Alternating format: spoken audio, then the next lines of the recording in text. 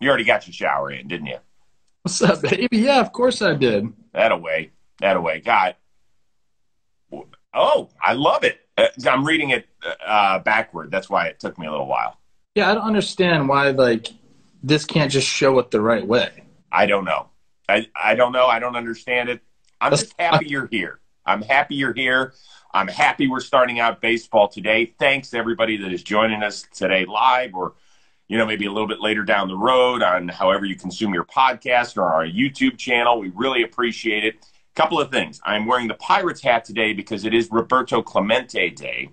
Very special day around baseball. In addition to that, a super shout out to one of my outstanding co-hosts on the Rose Rotation, Miguel Rojas, who is the Roberto Clemente nominee for the Miami Marlins. And it is so well deserved. I had a chance to call Miggy and just tell him how proud I was. He really is a wonderful, wonderful human being and makes such a difference in that Miami community, Bluth. Every time I hear him speak, I'm shocked at just how good of a person he is. Right? It's crazy, not everyone's like that, okay? There's some people that aren't like that. Miggy's one of the good guys, so I liked it. I like that he got that nomination. It means a lot for people that do get that nomination. Yes. And I know especially to a guy like him it does. Yeah, he also was the winner of the Miami Heart and Hustle Award, so 2 for 1. I mean, we know he's such a good dude. And on top of that, it's really interesting because the Clemente Award is held in such high prestige in this sport. In the other sport I work in the NFL, it's the Walter Payton Man of the Year. And I work with 2 guys who have won that award, Kurt Warner and LaDainian Tomlinson, both of whom are Hall of Famers, both of whom won regular season MVPs. They say the Walter Payton Man of the Year means more to them than the MVPs that they won. And I think a lot of people in baseball who have been dumb recipients of the Roberto Clemente Award probably feel the same way about it. Yeah, I mean, one of your jobs when you do have a platform and you do have the ability to do so is to help people less fortunate than you. And, these guys are going above and beyond, obviously, and you just got to tip your cap to them. Yeah, that's awesome. Let's start talking a little baseball. Second straight night, we had a team from the National League West clinch a playoff berth. Dodgers won and got the necessary help in order to make their 9th straight postseason. True or false? If they don't lift the Commissioner's Trophy at the end of the day, this is a failed season. True. It's true. For anybody else, maybe not, because they've gone through so many players, Chris. I believe they've used more players than they've ever used in a single season this year. So to battle that and still be where they're at, that's a win in itself. But for the Dodgers, like you said, it's 9 straight times. They've won the division 8 straight years in a row. Trying to win at their 9th, it's World Series or bust for a couple of different reasons. One, for what I just mentioned. They've done it so often. Now it's the novelty's kind of worn off for them getting in the postseason, for most of them at least. But also last year, they didn't really get a real World Series celebration. There wasn't a parade in L.A. There wasn't like that. So I think they would love to go back-to-back because they want to celebrate like that. This team is so good that it has to be their expectation to win the World Series. And I think if you ask anybody in there, they say, yeah, we're happy to make the postseason. But it is World Series or bust for us. I do think the perception is, yes, it is a failed season if they don't win it in back-to-back years. But here's why it's not. This is the hardest sport to win the championship in. It is. They could end up winning 102 games and have to play in a 1-game do or die. 1 game. No other sport does 1 game not tell the story. Like in football, you only have 1 game. That's it. Yeah. 1 game a week. That's all we can play. In an NBA series, the best players are going to dominate. Nothing ever changes. You still use the same 8-man rotation in the playoffs, and the same best 3 players are dominating your game, most likely. In baseball, the most important player changes every day of a series. Mm-hmm. So even if they get past the wild card round, if they're in it, then the next day, now granted, they've got better pitching than most teams, but still, they're always changing something. And it's why we have now gone the longest time in the history of having the World Series without a repeat champion. Who was it, the Yankees? Yankees when they won 3 in a row from 98 through 2000. Yeah, I thought it was pretty telling last night. They talked about how they celebrated. You saw the Giants, they clinched a postseason spot. They did the real celebration. Right. Praying. The Dodgers did a champagne toast. Mm-hmm. Very classy of them. Right. Turner said he wanted to make sure that, some guys have never had this opportunity before, so he wanted to recognize the moment, but the work is still in front of them. Yeah. So that's very telling to me how they're feeling in that clubhouse. Yep, it is. All right, let's move up. Can you believe that 5 weeks ago, the St. Louis Cardinals were 8.5 back of the wild card chase and an afterthought, and they wake up today on September 15th, and they are the current holder of the second wild card seed right now. So scale of 1 to 5, what is your confidence level that in 2.5 weeks later, they will still be the number 2 seed? I mean, if you've been watching at all, that you can't be too confident in any team in the NL wild card except for the Dodgers. So I'm going to give them a 2.5. I'm going to go 50-50 for them. And I think it's only 2 teams right now. Honestly, I think the Padres are going to are done. I think the Mets are done. I think it's Cardinals and Reds. You think the Padres are toast, huh? I do. Woo! Their schedule is really tough. I'm kind of sick about talking about schedules, but if you look, Cardinals play Milwaukee and the Cubs basically the rest of the way. They do also play the Padres because that's very telling. Unfortunately, they're only 10-17 against those 3 teams. So that's not great. They've been playing better as of late, so that could totally change. The Reds, they play like Washington and Pittsburgh, and they're right there. So the Reds are still in it, I believe. Yeah, but we've been waiting. It has been there for the taking for the Reds for the last 3 weeks, and they have not taken it and ran with it. For everybody, I don't get it, man. So like for me to say I'm more than 2.5 out of 5 confident in any of these teams would be a lie. Like, I'm not confident in any of them. I'm happy it's this way. It's going to make for a hell of a last week of the season. But, man, it's just tough to call it right now. Yeah. I mean, I don't know what I said about the Padres. What was it, a week ago? I was like 30 or 40%. Oop. I'm going to have to – we're going down on that one. Sorry, I don't know what's going on. Yeah, the Cardinals are the only team. And last night, by the way, was last night the evening the Mets season ended?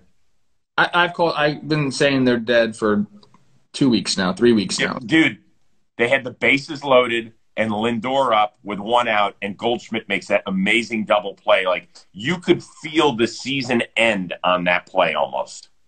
Can I be a hater for a second? Sure can. It was a timely play. It wasn't like an amazing play. No, but it was a good play.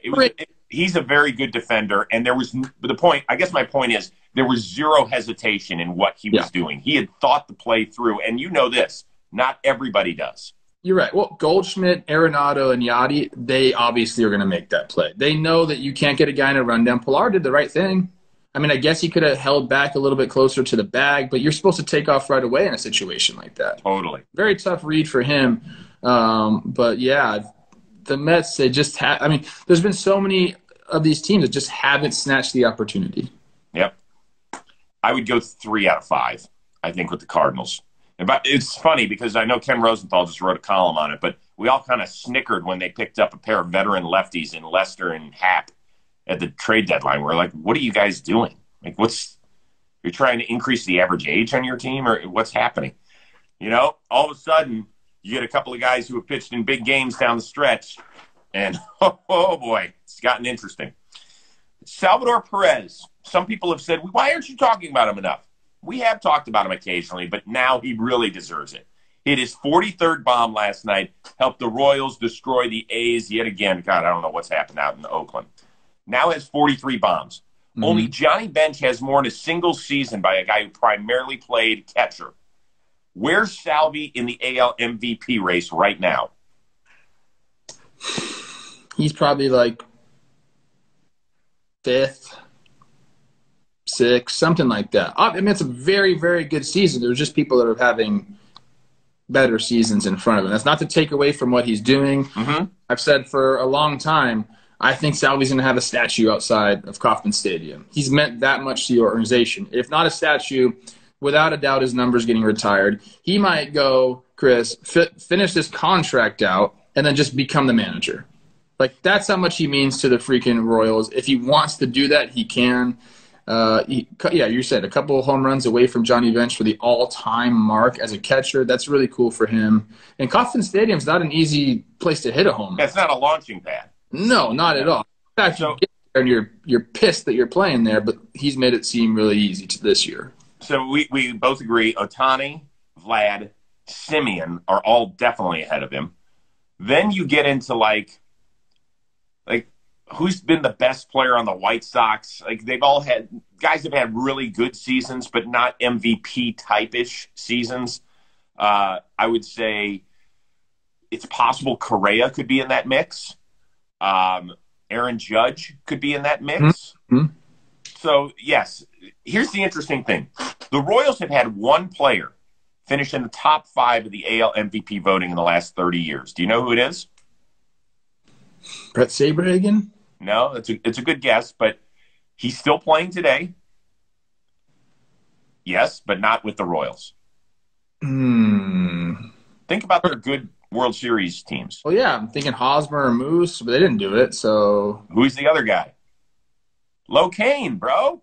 Oh, really? Yeah, he finished 3rd in 2015. Here's the other amazing part. In the last 30 years, the Royals have had only 3 other guys finish in the top 10 of the AL MVP voting. Cone, when he won the Cy Young in 94, finished 9th. Gary Gaetti, who I didn't even remember all that well as a Royal, 3rd baseman, finished like 10th in 95. And then Carlos Beltran finished 9th, I think, in 03.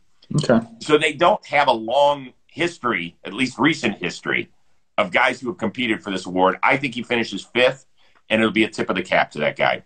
One of the real good dudes. Someone in the chat just wrote the other guy we forgot, Cedric Mullins. Oh, good one. Yeah. Yeah, he's had such a good year. But there's one thing to not be on a non-contender like Ohtani, to be on maybe the worst team in baseball and still get top 5 MVP votes. I think that's tough. It's not his fault. No, it's not. I'm not saying it. I'm just saying I think people will look at it and be like, I feel funny writing an MVP vote for a guy who's going to be on a team that wins 50 games. That's all. In Ohtani, what are the Angels? They're under 500, aren't they? Way under 500. They've had no chance. It's the Angels, Orioles, all these teams, all the same at the end of the day. It don't matter if you lose 100 games, okay. You lose 90 games. It's the same thing. So let's talk about a team that is winning.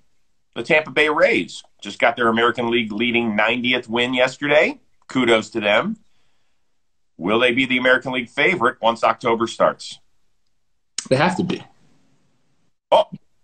They have to be, Chris. I mean, you can say the White Sox, I don't know who else you can say. You're not going to say like the Yankees. Astros? Not the Astros either. I think it has to be the Rays. And you kind of like look at what they're doing. We all said they lost the trade with Willy Adames when they got Fireisen and Rasmussen. But Rasmussen has been like pretty much like not their savior down the stretch, but he's been that good for them. He's like a legitimate starter for them, for a team that, kind of needs some starters. They approach the pitching differently. We know that, but he's been a guy that's going to give them 5 innings every single time. So they just keep finding guys and putting them in the right situations. I think they have to be the favorites in the AL. The way they play defense, the way they can pitch and match up, and then their offense is sneaky, sneaky good. It's crazy to me. When I think of the Rays, I don't think offense. But go ahead and look at their baseball reference. Yeah. Bunch of guys to bang. Yes, it's very good. It's weird because they strike out a ton, but they also hit a ton of homers. They're kind of middle of the pack in on-base percentage, but some other categories, they're top 10. And, I think their offense is going to have to do some damage in the postseason. I just think and the thing that scares me is that when you strike out that much, it leaves little margin of error. When you're not putting the ball in play in the postseason where every 90 feet is important, that scares me a little bit. I did go through, and I always love looking at who's starting games these days for the Tampa Bay Rays. Patino, who's been great since he's been elevated to that role. Yarbrough, who's been steady all season long. Somehow Michael Wacha's still in there. Good for him. And then, this is amazing. Dietrich Enns, who's been an opener for them. Like, he goes 3 innings, maybe 4 sometimes. He's pitched pretty well over the last month. Like, Dietrich Enns, if they get to a 5-game series, he's going to start a game in the playoffs. He's going to be an opener. It's just wild. And you know what that does to a team when you're game planning for the Rays? It's like you're never going to face a starter 3 times. You're not going to face any pitcher more than twice. And most of the time, you're going to face a guy 1 time, and it's tough to game plan for a team like that. Mm-hmm. It is. I'll tell you this about their offense, Chris. OPS plus, 3rd in all of baseball. It's very good. Ahead of the White. It's very good. I get it. They're fun. They're really an interesting team to watch. They are. They're fascinating. Last one here. Max Muncy used an Albert Pujols bat to go deep last night, 2 days after Justin Turner did the same thing. Now, I thought you guys were so protective of your lumber in there. Do you have any weird stories like this? I love that they're using Albert's bat. You know there's a lot of hits in those bats, so good for them. I was not that way. I was very much – I stayed with what I use. I used the same bat pretty much my entire professional career, even in the minor leagues. Give me the model. I love hearing you guys talk dirty about the models. Max bat 118, 34 inches, 32 ounces. It's basically a Louisville Slugger M110, so you have like a bigger handle, normal size barrel, weight distributed pretty evenly. So I like that a lot. But yeah, I was not a guy that switched bats, but there are some people that do that. If a guy's bat feels good to you in BP, might as well take it out there. Okay. And guys don't get freaky. Like, what are you doing grabbing my? Oh, I have a zillion bats, so you can take this one, take this one. Got it. In fact, I remember you actually left your bat over here. This thing's pretty sweet. Like, do you want it back? Like, it's a little light for me, but for you, like, kind of scrawny, I think this is perfect for you. Here, I'll show you that. This is the one I use. The big old Mambo Jumbo. That's better for you. Yeah, I have a hard time getting it around, but it is great when we're talking about bunts. You can really put it directional use just about anywhere. Love it. There you go. I do remember a couple years ago, Francisco Lindor, broke his bat on consecutive pitches or something in a game. So they gave him Abe Almonte's bat, and he went deep. And he looked right in the dugout and threw the bat back, and everybody's like, why is he showboating? And nobody knew the story until after the game. I have a good story about bats, just real quick. Spring training game, Carlos Gomez, who is just, a lightning bolt, right? Like, he's off the charts. We had a big bat bag, and one of the bats was like what you're holding. Massive, heavy-weighted bat, probably weighed 45 ounces or something like that. It was meant to warm up with and do some things in the cage. He picked it up and said, oh, feels good. I shit you not, Chris. He took that bat up to the plate and hit a home run with it. Everyone just bursted out laughing. It was crazy, dude. I could barely swing the thing around, without hurting myself. He took it up to the plate and hit a homer. Dude, the next time, listen, when Teddy's ready for his first Little League card, the one where they pose, if he wants to borrow this bat, let me know. This is unbelievable. What do you have coming up on JOMBOY today? Oh, my God. This is like a lifting session for me. We have our Talking Baseball episode premiering this morning. We talk about players who can really change their season for better or for worse in the last 2 weeks. Dive into some guys. It's pretty fun. And that's it. I got baseball practice tonight, man. So I hope to see you there, 5 o'clock. Sorry. Got to pick up my my son from practice. Okay. What do you got? So we taped Trevor May. That'll be available tomorrow. It was fascinating. He took us through everything on 9/11 about his emotions being there, all the pageantry, and then what he called the worst outing of his career. He's had worse outings in terms of hits, runs, but why it hurt him so much. And it was really interesting. We talked a lot about what the Mets have gone through the last few weeks. Everything from the thumbs down. It was a lot of open discussion about what it's like to be booed as much as they've been booed and he's been booed. We just think we wash it off because we can change the channel, flip to a different game. He can't. And it was really, really interesting stuff. So that's coming your way tomorrow. Yeah. That's all I got. Got noise behind me, so I muted my mic. Oh, okay. But you nodded your head like you knew what I was saying. I was listening to you. Oh, well, that's good. Yeah. Oh, do we have the not the gardeners today? Hear it now? Love you guys. Oh, yeah, we can hear it. All right, we'll see everybody Thursday, 11:30 Eastern, 8:30 a.m. Pacific, right here on Baseball Today. Have an amazing baseball day. And I'm going to, oh, my God, I don't know how I'm going to put this bat back where it belongs. But I'm going to figure quite a model, this thing. Bye, guys. Have a great day. Have a great day.